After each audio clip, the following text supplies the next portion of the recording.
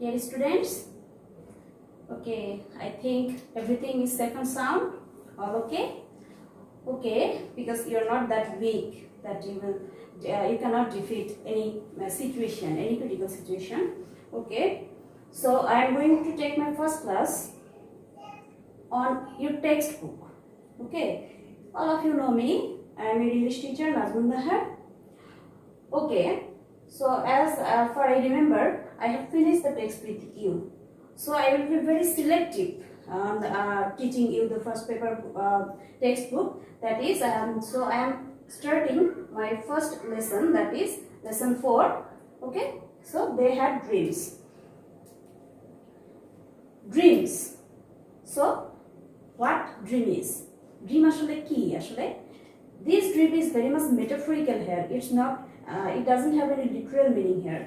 Literal বলতে আসলে কি বুঝি আমরা, যেটা আসলে কি মানে ঘুমের মধ্যে যেটা দেখি সেটাই হচ্ছে ড্রিম। লিটারাল মিনিং হচ্ছে এটা, হ্যাঁ, মানে ঘুমিয়ে যেটা দেখি আসলে, কিন্তু এই ড্রিম হচ্ছে এখানে মেটাফরিক্যাল, মানে it has a deeper meaning. That is, this dream is not something that you have in your sleep, but it is the dream that will not let you sleep. Okay, এটা তোমার সেই স্বপ্ন যেটা তোমাকে আসলে ঘুমাতে দেবে না, সেটাই। ঠিক আছে, so let's start the text. Okay, let's see the learning outcome. So we'll know about Johir Raihan here, and there is another know about the structure and use of positive verb used in the text, able to answer different questions from the text. Okay, so you know the person, Johir Raihan. So the most talented, one of the most talented filmmakers. Okay, filmmakers, apart from his filmmaker identity, he is another one. He is a novelist also, and he was one of the intellectuals who are killed in during our liberation war. Actually, he was not killed during our liberation war, but it was really unfortunate. He was killed, or he was found missing very soon after the liberation war. Okay, very soon of our victory. So that is a great depression for the nation. Actually, it's a shame for our nation. Okay, so here is the gist of the lesson. So you know, here the lesson is about the background of Johir Raihan and his life. So he has some political identity. Political means because he was very much active of the then political situation of the country, because you know then it was ruled by Ayub Khan government of the then Pakistan. So Bangladesh was East Pakistan, and Pakistan, present Pakistan, that was West Pakistan. So you know we are controlled totally by the West Pakistanis.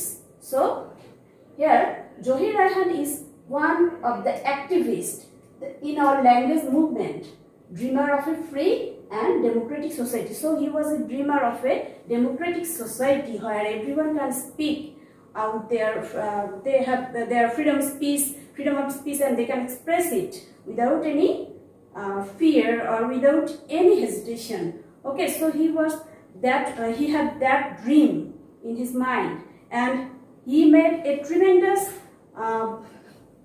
contribution in our liberation war by making the documentary, that is Stop Genocide. Okay, we'll have some pictures from Stop Genocide. Okay, and he was one of the most talented filmmakers, along with some other filmmakers, Ritik Ghotok, Satyajit Roy. Okay, so he made a legendary film, you know, Jibon Theke Neya. Have you watched the movie? Okay, if you didn't watch, you will have time now. You can watch it. Actually, it is very informative, and the movie is a symbolical movie. Okay, I will have some description of the movie, because you have that description in your textbook. Okay, I hope you are understanding me. Okay, I hope so. So the movie is a strong representation of power, symbolism, and nationalism. So the three terms are really important. One is power, another one is symbolism, and another one is nationalism. So nationalism and symbolism. Okay, I am describing the first two words. Ism. Ism is added as a what? Suffix after national and symbol.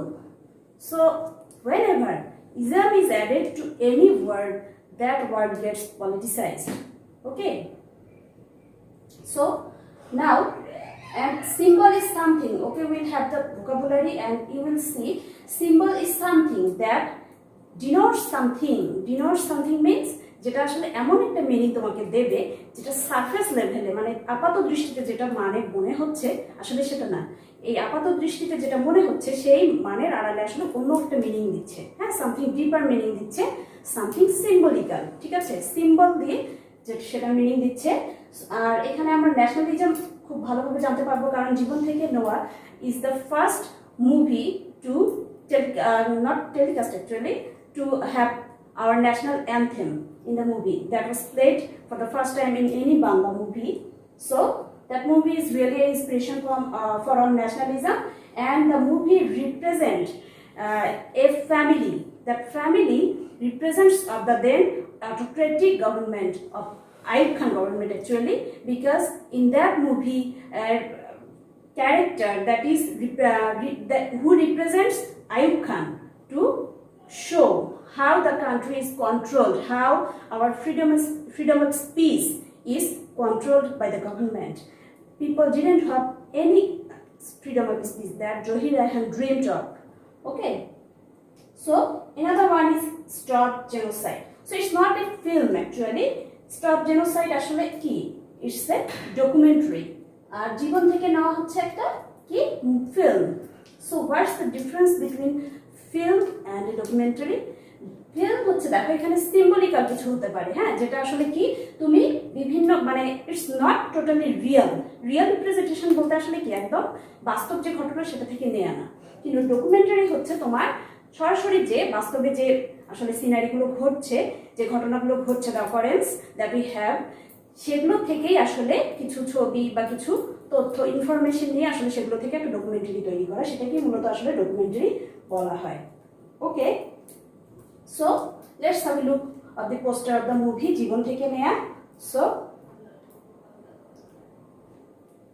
okay, now okay, look at some pictures from the documentary Stop Genocide. You can see the atrocities of the Pakistani army here during a liberation war. Okay, the Pakistani army who brutally assaulted our Bengalis who are unarmed actually, and they just assaulted them brutally, and you will understand the meaning after seeing the picture. ছবিগুলো দেখেই তোমরা বুঝতে পারবে আসলে atrocity বলতে কি বোঝায়। Atrocity একটা ভোকাবুলারি আছে তোমাদের টেক্সটে এখানে, অর্থাৎ এই ছবিগুলো দেখলেই বুঝতে পারবে আসলে অ্যাট্রোসিটি বলতে কি বোঝায়, খুবই ব্রুটাল অ্যাসল্ট আসলে। হ্যাঁ, তো পিকচারগুলো দেখে আসলে কি বুঝতে পারছো যে they killed people brutally. Okay, so now comes vocabulary. So first one is legendary. You know the things which become very famous or renowned is called legendary. Then autocratic, relating to a ruler who has absolute power. So it is related to a ruler who has absolute power. That means আসলে কি স্বৈরতন্ত্র যেটা বোঝায় আর কি, স্বৈরাচারী শাসক একজন ব্যক্তির মাধ্যমে আসলে একজন রুলার হু হ্যাজ অ্যাবসলিউট পাওয়ার, মানে যার কাছে সমস্ত পাওয়ারটা আসলে থাকে, সেটাই হচ্ছে তোমার অটোক্রেটিক সিস্টেম তোমাদের। Okay, movement. So movement you know about our language movement, তাই না? আমাদের যে ভাষা আন্দোলন সেখানে কি মুভমেন্ট বলতে আসলে সে ধরনের আন্দোলন বোঝায় group of people working together to advance their shared political and social artistic ideas. Okay, তাদের যে নিজস্ব idea, so a group of people's idea that are shown or represented through their movement. Okay, then conspiracy. Okay, there was conspiracy to suppress our country, to suppress our people, to suppress our economy. So the West Pakistan government did it actually. So it is intrigue, plot, scheme. Okay, ষড়যন্ত্র. Then atrocity, okay, as I have said, atrocity হচ্ছে কি আসলে কি খুবই হিংস্রতা, violence and extreme cruel act involving physical violence or injury. Then collaborator তোমরা সোজা কথায় খুব সহজে বুঝতে পারবে। দেখো তারপরে এখানে a person who cooperates traitorously, আসলে ট্রেটরাস বলতে আসলে কি বোঝায়? বিশ্বাসঘাতকতা, ডিসলয়ালটি। হ্যাঁ, এখানে আসলে তোমরা জানো খুব সহজ একটা বাংলা আছে, সেটা হচ্ছে রাজাকার, সোজা কথায় দালাল। যেটা তোমরা জানো যে জহির রায়হান আসলে কিভাবে মিসিং হয়েছে। He was found missing to find out, he got a message that his brother Shahidullah Kassar was there in address, and someone gave him the address to find his brother, and he just went to find his brother and he never came back. So it was after our liberation war. So you can understand who did this. Did the Pakistanis did this, or we Bangladeshi, our collaborator did this? Okay. Then emergence is the rise of something new, the birth of something new, or emersion. So you know we had our nation in 1971. It was the rise of Bangladesh, it was the birth of Bangladesh. So it can be called an emergence of a free nation, which Jahir Raihan couldn't actually witnessed. So it was a really bad luck. Actually not his bad luck, it is our bad luck that we couldn't ensure that even after our liberation. Okay, then symbolic. So as I have said, it is a figurative which represents something else which is not visible. ঠিক আছে, যেটা আমরা দেখতে পাচ্ছি না, আসলে যেটা ও মিন করতে চাচ্ছে, কোনো একটা ওয়ার্ড বা কোনো একটা ঘটনা যেটা মিন করতে চাচ্ছে, আসলে সেটা বুঝাচ্ছে না, সেটা না বুঝিয়ে সামথিং ডিপার কিছু বুঝাচ্ছে। যে মুভিটাতে যেটা দেখানো হয়েছে, একটা ফ্যামিলিকে দেখানো হয়েছে একটা চাবির গোছা নিয়ে, আসলে ফ্যামিলিকে কন্ট্রোল করার জন্য একটা কাহিনী আর কি, একটা প্লট। কিন্তু আসলে সে চাবির গোছা বলতে কি বোঝায় আসলে তোমরা জানো? Power. It is related with power, যেটা আসলে পাকিস্তানি গভর্নমেন্ট করতে চেয়েছিল বাংলাদেশের বিরুদ্ধে। So they tried to control the power, they tried to suppress our people, they tried to suppress our freedom of speech. So all these things are very much clearly represented in the movie, because the actually negative character, that is Roshan Jamil, that was played by Roshan Jamil, a character. Okay, so she just tried to suppress every member, suppress and control every member of the family, and he just inflict many incidents to control the family totally. Okay, she actually didn't let anyone express their own mind, express their freedom of speech. Okay, so let's have a language focus from the text. Okay, see the line. He was one of the most talented filmmakers in Bangladesh who was found missing soon after the victory of Bangladesh. Okay, what is important in the line? Let us see. এটা আসলে খুবই ছোটখাটো বিষয়, কিন্তু আমরা খেয়াল করি না। দেখো, one of the most, one of the বলতে আসলে কি বোঝায়? ওয়ান অফ দ্য বলতে অনেকের মধ্যে একজন, তাহলে অনেকের মধ্যে একজন, কিন্তু এখানে কি বোঝাচ্ছে? Film makers. ওকে, মেকার্স আসলে কি? এটা সিঙ্গুলার না প্লুরাল? এই নাউনটা এটা মূলত কি? প্লুরাল নাউন, তাই না? দেখো, কিন্তু এটার ভার্বটা হু এর পরে যে ভার্ব বসেছে সেটা কি বসেছে? সিঙ্গুলার, ওয়াজ বসেছে। তার কারণ কি? আসলে ওয়ান অফ দ্য যদি কোনো সেন্টেন্সে থাকে সেক্ষেত্রে অবশ্যই তারপরে যে নাউনটা বসবে সেই নাউনটা হবে প্লুরাল। কারণ কি বোঝায়? ওয়ান অফ দ্য বলতে অনেকের মধ্যে একজনকে বোঝায়, এই কারণে মূলত আমরা প্লুরাল নাউন ইউজ করব। ওকে, কিন্তু আসলে প্লুরাল নাউন বসলেও কি বোঝায়? সাবজেক্ট কি প্লুরাল? সাবজেক্টটা আসলে সিঙ্গুলার, কারণ সেটা হচ্ছে অনেকের মধ্যে একজন, ওয়ান অ্যামাং মেনি। সো তাহলে ভার্বটা কি হবে? অবশ্যই সিঙ্গুলার ভার্ব। তাহলে এই জিনিসটা সবসময় একটু মাথায় রাখবে রাইট ফর্ম অফ ভার্বের ক্ষেত্রে, যে আসলে যদি তোমার ওয়ান অফ দ্য থাকে বা সাবজেক্ট ভার্ব এগ্রিমেন্ট যেটাই করো, সেক্ষেত্রে ওয়ান অফ দ্য থাকলে তোমার যে নাউনটা হবে সেটা হবে অবশ্যই প্লুরাল, কিন্তু ভার্বটা হবে singular. Clear? Okay, let's look at this line. His documentary Stop Genocide on the atrocities of the Pakistani army helped create world sentiment. দেখো, এখানে কি আছে? helped, আর এখানে কি আছে? create world sentiment. আচ্ছা, এই সেন্টেন্সটা দেখো, একটা কি সেন্টেন্স বলো তো? এটা ইটস এ সিম্পল সেন্টেন্স, তাই না? সিম্পল সেন্টেন্স, কিন্তু এখানে দেখো ভার্ব কি আছে? helped, আবার এখানে কি আছে? ক্রিয়েট। আসলে কোনটা আসলে তুমি ভার্ব হিসেবে নেবে? ওকে, এখানে দুটো আছে, একটা হচ্ছে হেল্পড আর একটা হচ্ছে ক্রিয়েট। তাহলে একটু খেয়াল করো এখানে, আমি যখন কি কোনো একটা কাউকে, আচ্ছা তোমরা বাংলা একটা কথা শুনেছো, মা শিশুকে চাঁদ দেখাচ্ছে। মা শিশুকে চাঁদ দেখাচ্ছে, আসলে শিশু চাঁদ দেখছে নাকি মা দেখাচ্ছে? মা দেখছে। আসলে কে এখানে সাবজেক্ট? কে সাবজেক্ট? কিন্তু আসলে মা, কিন্তু দেখছে কে? দেখছে হচ্ছে শিশু।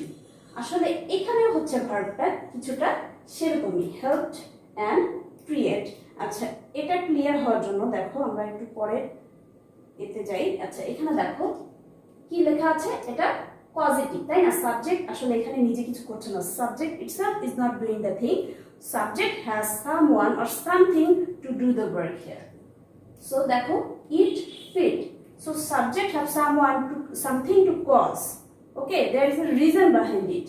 ওকে, দেখো ইট ফিট, ইট আসলে কি নরমালি একটা ভার্ব যেটা আমরা খাচ্ছি, সাবজেক্ট নিজে যখন খায় তখন আসলে আই ইট, বাট ওয়েন কাউকে খাওয়ানো বোঝায় তখন কি আসলে ইউজ করি উই ফিড আর I feed.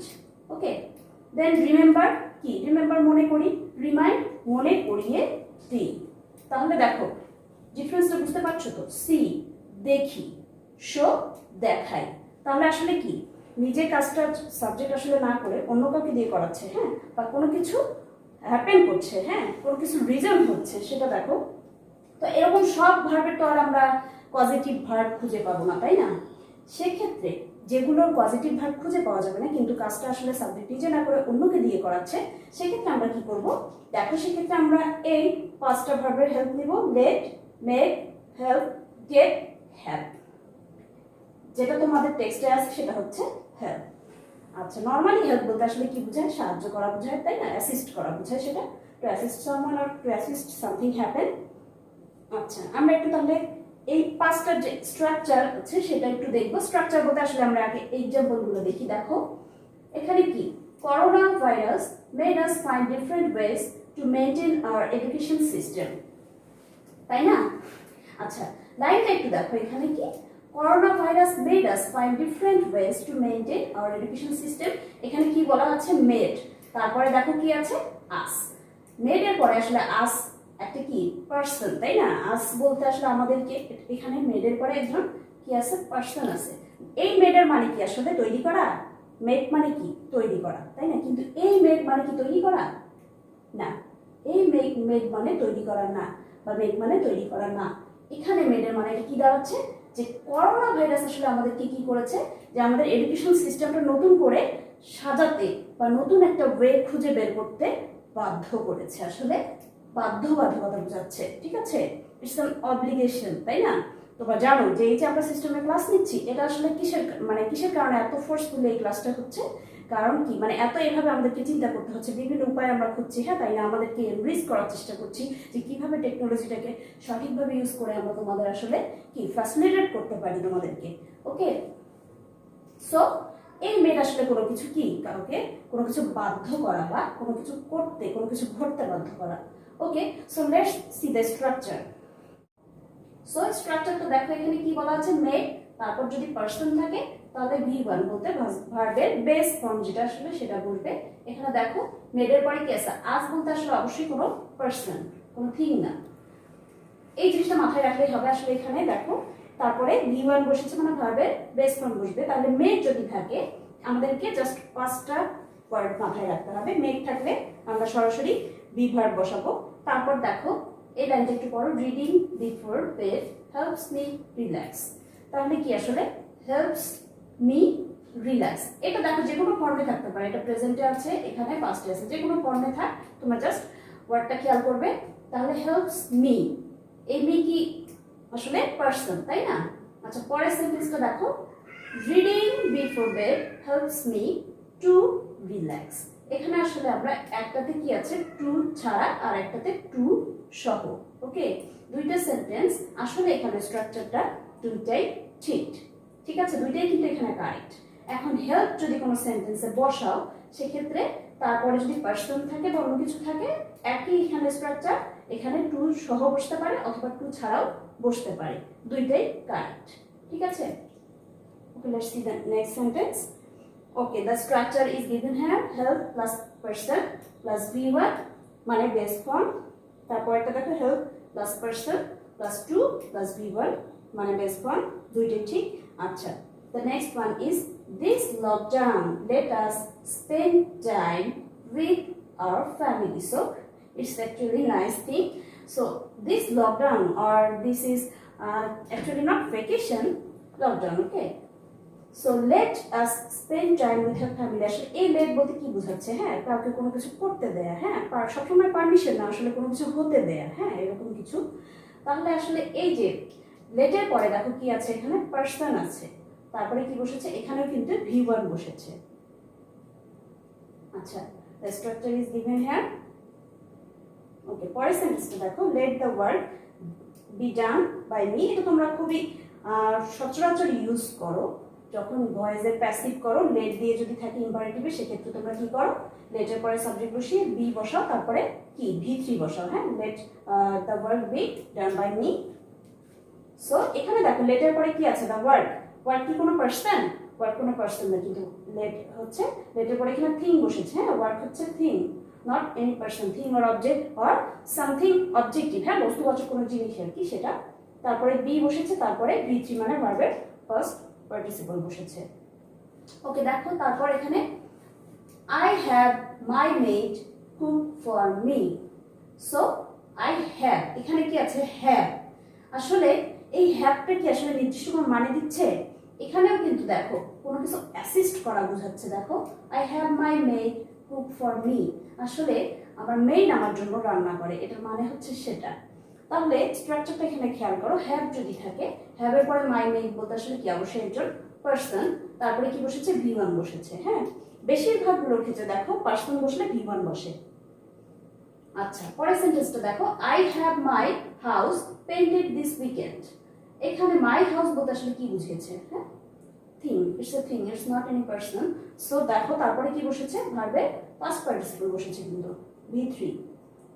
Okay, have plus person, actually it's not person, it should be thing, there is a mistake, it should be thing, okay, it's not person, okay, I am repeating it, it should be person.